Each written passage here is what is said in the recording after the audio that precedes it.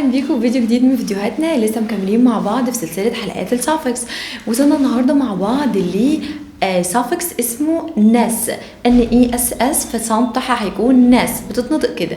طيب هو زي ما اتفقنا ان كل سافكس من اللي احنا شرحناهم قبل كده بيكون ليه معنى، يعني هو مش جاي في الكلمه كده وخلاص.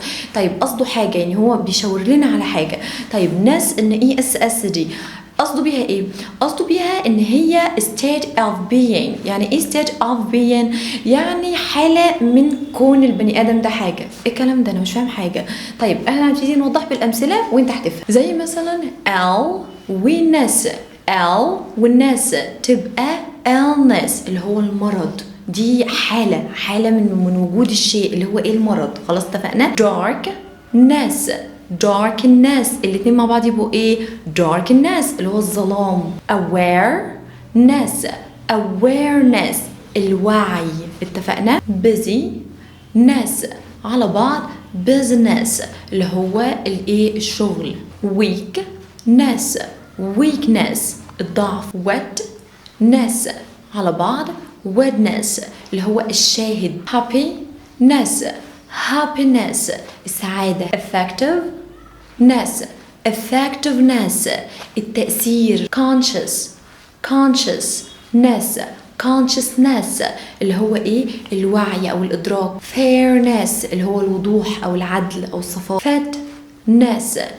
fatness اللياقة. worthlessness اللي هي التفاهة. foolishness اللي هي الحماقة. wickedness الwickedness اللي هي الخباثة. wetness اللي هي الرطوبة. shyness اللي هو الخجل.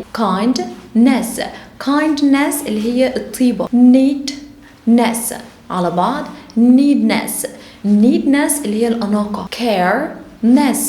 careness الاهتمام أو الرعاية.